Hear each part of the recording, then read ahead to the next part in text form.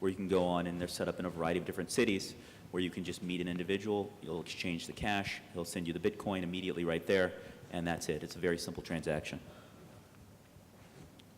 Okay, so if you're in China, you could buy with YeePay.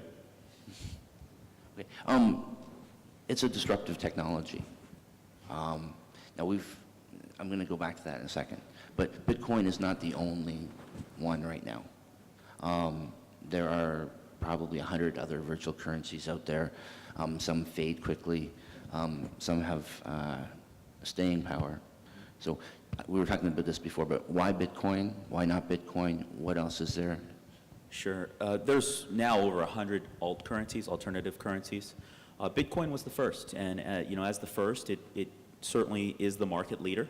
But this is one of the great things about Bitcoin is that we, as the people, are going to choose which is the best currency.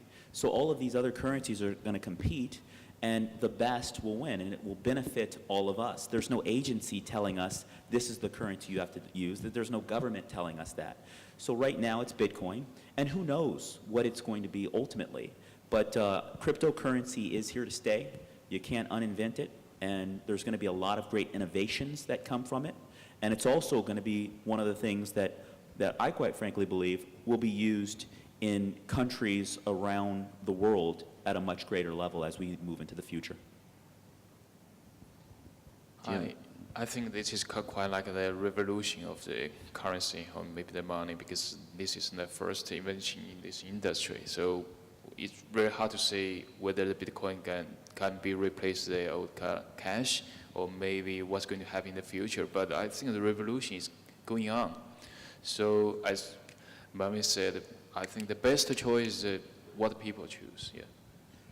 Like from an operator perspective, I think what's important to embrace is that like this is now the digital currency phenomenon rather than Bitcoin specifically. So like the main thing is now like it's a push transaction. The money's actually being pushed to you when a deposit is made, and you have it, like it belongs to you and you control it. There's no intermediary required, and there's not like a clearinghouse, or there's a clearing period, or a credit card company you reconcile at the end of the month, or an e-wallet you get paid with in a couple of weeks. You now have the assets yourself.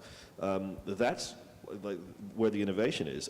The actual currency, if it's Bitcoin, Litecoin, or whatever else, that's just detail. And ultimately, you should, if you embrace digital currency, you can do it in a currency agnostic way, and you can embrace all at once. Okay, now, disruptive technology. The origins of Bitcoin, the financial crisis, and a paper that was published. And it's been around since 2009. Nobody really heard much about it until last year when it started making the news as the price went up for a number of different reasons. Ross had heard about it earlier. Oh, yeah, okay, actually I spoke about it in Dublin at the International Bar Association annual conference in 2012, about gaming. So it has been around, and obviously there are a number of us here who have been involved with it for some time. One thing, though, is that it is disruptive technology. Skype came in. That's originally decentralized, peer-to-peer, to disrupt the telecommunications company. Bitcoin has been put out to disrupt the current financial industry. So, how far do you see that disruption going? Well, it's not big enough yet, really, and then that was the conclusion that the European Central Bank drew. But my understanding from it's a pure economics theory. I mean, part of the other reason that obviously Bitcoins have this bad publicity is because, the origins of it are slightly cloaked in mystery because, the individual that's credited with inventing it, doesn't actually exist. So that, there's an element of that, but the pure idea of creating a virtual currency, harnessing technology, but also the concept of creating something that's outside a regular commodity-backed, fiat-backed central bank organized is an economic theorem played through as well. It's just that it so happens to have an amazing commercial applicability, and particularly with currency fluctuations around the world, which is affects people materially day to day. This is the first time in hundreds of years that there's been actual innovation in like transactional currency, like since paper money, and now that there's a huge, like a central technology element to it, you all of a sudden find there's like agility in development of currency. like every month, every couple of months, there could be new features, and that can change. Sorry, we're getting a little bit away from gaming here, but that can change the way that you view a transaction.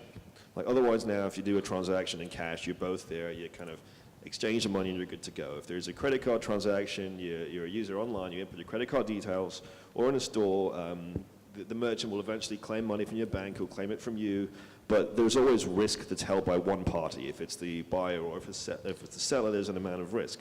What if, for example, you could create a totally decentralized escrow system whereby there's a fully auditable log of a payment request and then a payment settlement, and all of a sudden now, it's not a one-way transaction where one party holds all the risk, but and you have to think about this from quite an abstract perspective.